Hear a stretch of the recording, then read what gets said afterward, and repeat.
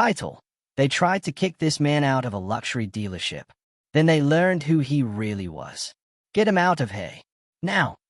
The command rang out across the pristine showroom floor of Premier Auto Gallery. Derek Morrison, the floor manager, barked the order as if throwing out the trash. The tension snapped through the air like a wire. A few feet away, Marcus Washington, a calm, composed black man in his early 40s, slowly reached into his pocket for his phone. "I just asked to see a car," Marcus said evenly. "For my daughter. I haven't raised my voice. I haven't been rude." But Derek didn't care. His tone sharpened. "We don't sell cars to people like you. This isn't the used lot down the street. You're wasting everyone's time." Around them, curious customers and employees began to take interest. Some looked away in discomfort. Others smirked. And then, with a nod from Derek, the security guard moved in. Marcus was escorted out of the very dealership he secretly owned. But just before he stepped outside, something happened. Something that would change everything. This is the story of what happens when employees try to throw out their own CEO, without even knowing who he is. And it's the kind of karma you don't see coming. Have you ever been judged because of how you look? Tell us in the comments. And stick around to see how this humiliation turns into one of the biggest lessons these employees will ever learn. That morning, Marcus had stepped out of a modest Honda Civic and into the sunlit parking lot of his own luxury dealership. Dressed in worn jeans, old sneakers, and a plain navy polo, he looked nothing like the billionaire tech mogul he truly was. Today, he wasn't there as the owner of the entire Premier Auto chain. He was just a father shopping for a graduation gift for his daughter, who had just earned her MBA from Harvard. As he walked toward the glass doors of Premier Auto Gallery, the showroom glimmered in corporate polish. Italian marble, chrome accents, leather interiors, and soft jazz formed an atmosphere of exclusive wealth. Champagne glasses sparkled in the hands of well-dressed guests chatting about interior trims and European imports. But as Marcus entered, the atmosphere shifted. No one said anything. No alarms rang. But the change was there, in the lingering stares, the forced smiles, the quick glances that evaluated and dismissed him. He knew this feeling, the subtle rejection, the quiet insult. And yet, he continued, drawn to a midnight blue BMW M8 competition at the center of the room.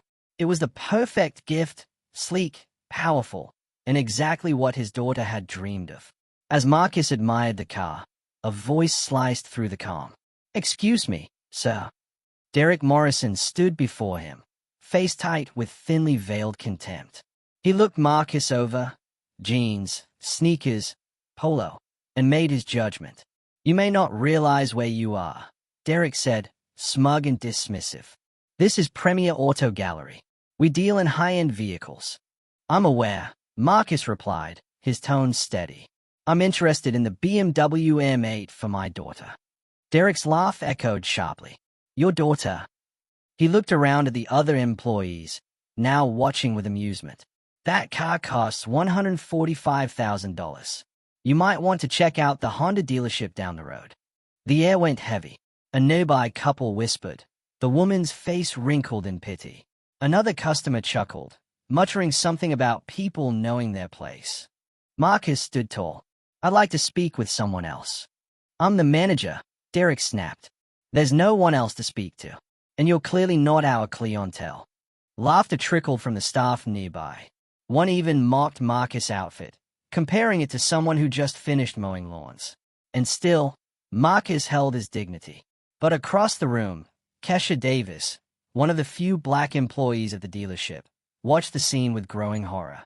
She'd seen bias before, but never this blatant. Something about Marcus felt different, though. She could sense it. Meanwhile, Derek kept pushing. "There's a used lot 5 miles from here," he said with a fake smile. "Civics, Corollas, cars for regular people." Another salesman joined in, Brad Chen, champagne in hand and arrogance in full swing. "Just helping this gentleman find a more appropriate dealership," Derek told him sarcastically. Marcus looked around, recognizing none of the staff. But he knew all their names, their salaries, their resumes. He'd approved everyone, and now they were humiliating him on his own showroom floor. An elderly woman whispered to her husband, loud enough for Marcus to hear. "I don't know why they let people like that in here." Marcus didn't flinch. He'd faced racism in boardrooms. He'd heard worse behind closed doors. But this was personal. "I just want to see the car," he said once more. Derek narrowed his eyes. "You're disrupting real customers. You need to leave." "I've disrupted no one," Marcus replied. But Derek wasn't done. "We don't have time to play games with people who clearly can't afford what we sell." Security was called. Phones were pulled out. Some filmed. Others just watched. Marcus didn't budge, even as Brad stepped forward and said, "If you don't leave now, we'll make you."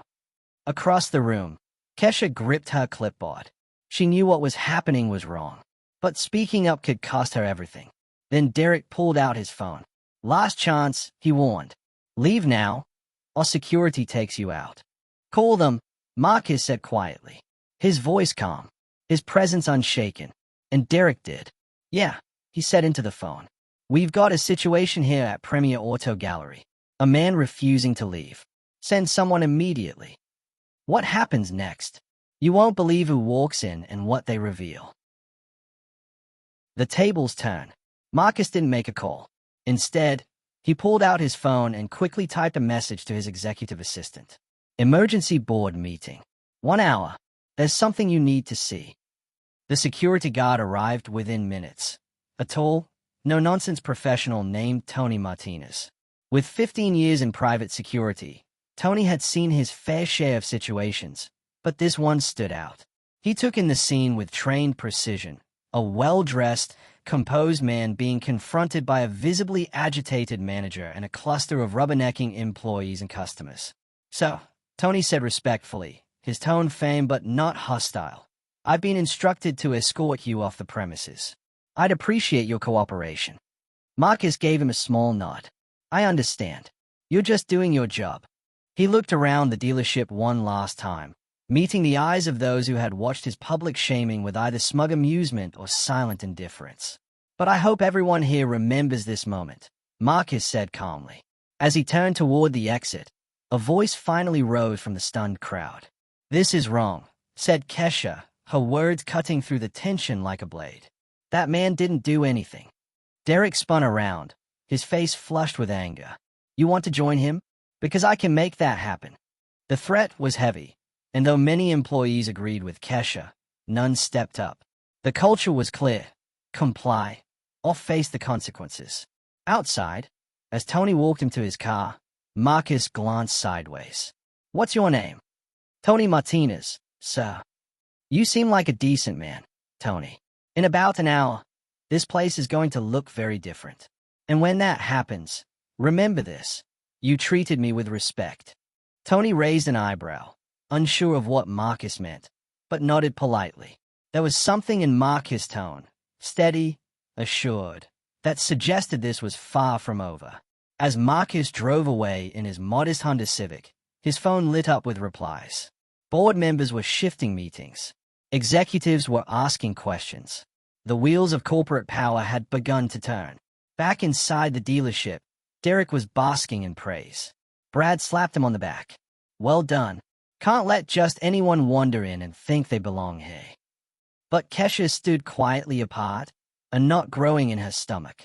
Something about the way Marcus had carried himself, his calm, his dignity, kept replaying in her mind. It didn't feel like they'd kicked out just anyone. They hadn't. Marcus Washington wasn't going home to lick his wounds. He was going home to prepare for war. Exactly 1 hour later, Marcus returned, but not alone. A convoy of sleek black sedans pulled into Premier Auto Gallery's lot, their tinted windows catching the afternoon sun like polished obsidian. From the lead car stepped Marcus, now wearing a perfectly tailored charcoal suit. From the others emerged board members, corporate attorneys, and senior executives, the kind of people whose arrival usually signaled immediate and dramatic changes. Inside, Derek was mid-sentence, regaling a customer with his version of that morning's events. The words died on his lips as the glass doors opened. Brad blinked, stunned. What the hell is going on? Marcus entered with a quiet, commanding presence. And this time, he wasn't here to be questioned. He was here to lead. Beside him, Margaret Chen, the company's chief legal officer, held a tablet brimming with contracts and termination papers. Behind her, Robert Johnson, chairman of the board, surveyed the showroom with an icy gaze. Silence fell. Conversations stopped. Staff froze. Even the background music seemed to dissipate. Derek stepped forward, his bravado crumbling. "Sir, I thought I made it clear this morning." "That what?" Marcus interrupted. "That I didn't belong in my own dealership." The color drained from Derek's face. "My name is Marcus Washington," he said, voice even but full of steel. "I'm the CEO and majority shareholder of Washington Automotive Group. We own this dealership, along with 47 others across the country. And this morning, I was denied service at my own business because of the color of my skin." A stunned silence followed. Customers and staff stood rooted in place, jaws slack. Derek stammered, "Your dealership." Marcus gave him a cold smile. "Yes, mine." Margaret Chen stepped forward. "Mr. Morrison, as of this moment, your employment is terminated. Mr. Chen, yours as well. Security will escort you out after you collect your belongings." Derek's panic kicked in. "Wait, this is a misunderstanding. I was protecting the dealership." "From what?" Marcus asked sharply. "From a black man who wanted to buy a car for his daughter? From someone who didn't fit your stereotype of wealth?" The customers who had earlier watched Marcus's removal with amusement now shifted uncomfortably. An older couple who had complained earlier now looked deeply ashamed, the weight of their complicity finally sinking in. Kesha, near the front desk, had tears in her eyes, tears not of grief, but of justice. "I'm so sorry," she said softly. "I wanted to say something earlier, but I was afraid." Marcus turned to her, his gaze softening for the first time. "What's your name?" "Kesha Davis." "You don't owe me an apology, Kesha. In fact, I'd like to speak with you about a promotion." As Derek and Brad were escorted out, stunned and speechless, Marcus turned to address the staff and customers. "What happened here today isn't just about me," he began. "It's about every person who's ever been dismissed, judged, or dehumanized because someone else couldn't see past their own prejudice." The room was silent. No one could meet his eyes. The lesson had arrived, and it came dressed in a suit of power, truth, and justice. The real gift. "This dealership will undergo immediate changes," Marcus announced, his voice steady and firm. "Starting today, we're implementing mandatory diversity and inclusion training. Every customer, regardless of race, appearance, or perceived wealth, will be treated with the dignity and respect they deserve." Margaret Chen nodded, already typing on her tablet. "I'll have the new protocols drafted and circulated by tomorrow morning." Then, turning to Kesha, who was still processing everything, Marcus offered a rare, genuine smile. "Miss Davis, I'd like to formally offer you the position of general manager. You showed courage today, when staying silent would have been easier. That's the kind of leadership this place needs." Kesha blinked in disbelief. "Sir, I've only been here 3 months. I don't even." "Sometimes the best leaders are the ones who haven't been molded by a broken system," Marcus replied. "You'll have full support and training. What matters is that you understand what respect looks like and demand it for others." Around the room, employees exchanged glances. Some looked relieved, others uneasy. A few, those who had silently watched wrongdoing, were now reckoning with their own complicity. Marcus walked over to the sleek midnight blue BMW M8, the car that had triggered it all. He ran his hand across its polished surface before turning back to the silent room. "My daughter is graduating from Harvard Business School next week," he said. "This car was meant to be a gift, a celebration of her achievements. But today, it became something else, a symbol of how far we still have to go." He paused, then added, "And maybe that's not such a bad thing. Maybe this is the lesson she needs most." From the crowd, an older customer who had earlier joined the jeering stepped forward. His face was tight with remorse. "Mr. Washington, I owe you an apology. My behavior this morning was inexcusable." Marcus looked him in the eye. "Apologies are a start, but what matters is what you do next." Will you speak up when you see injustice? Will you challenge your own assumptions? The man nodded solemnly. Yes, sir, I will.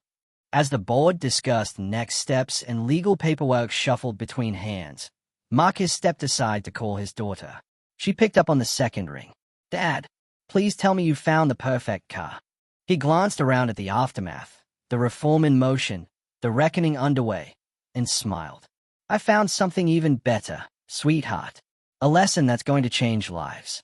3 weeks later, the dealership looked the same. Shiny marble floors, rows of luxury cars, and that ever-present soft jazz. But everything that truly mattered had changed. At the reception desk stood Kesha Davis, no longer the quiet assistant, but the confident, respected general manager. In her first weeks, she'd introduced a simple but powerful philosophy. Every person deserves to be treated with dignity. The diversity training had been eye-opening. Some staff embraced it. Others struggled. A few left quietly, unable or unwilling to adapt to a culture where character mattered more than image. Marcus visited often, sometimes in a tailored suit, sometimes in jeans and sneakers, but always watching, always making sure the change was real. Today was different. Today, he arrived with his daughter, Dr. Jasmine Washington, 25, fresh from owning her MBA at Harvard, walked into the dealership with poise and pride. As she approached the BMW M8, she turned to Kesha. My dad told me what happened, hey. I'm proud of you for standing up when it counted. Kesha smiled, still amazed by the journey that had brought her here. He gave me a chance to be part of the solution. That's not something I take lightly. While they finalized the paperwork for Jasmine's car, Marcus took a quiet moment of reflection. The pain of that humiliating day hadn't faded, but it had served a purpose. It had sparked real, lasting change. As Jasmine signed the final documents, she said, "This car is beautiful, but the real gift is what you taught everyone, hey. That discrimination has consequences, but so does standing up for what's right." Marcus nodded, watching as a black elderly couple was shown a sedan with warm attentiveness. A young Latino man in work boots test drove a sports car while a staff member eagerly explained its features. Change is possible, Marcus said softly, but it takes courage to demand it. As Jasmine drove away, Marcus lingered for a moment, watching the dealership buzz with renewed purpose. The transformation wasn't complete. Changing hearts takes time, but it had begun. 6 months later, Premier Auto Gallery had become the gold standard across the Washington Automotive Group. Customer satisfaction hit record highs. Employee morale soared. The dealership became a case study in how leadership, accountability, and inclusion could reshape a business from the inside out. Marcus never forgot the lesson that dignity and respect aren't rewards, they are rights. And each time someone shared what happened that day, it became more than a story. It became a beacon, a reminder that one person's courage can spark a wave of justice that transforms not just a business, but an entire culture.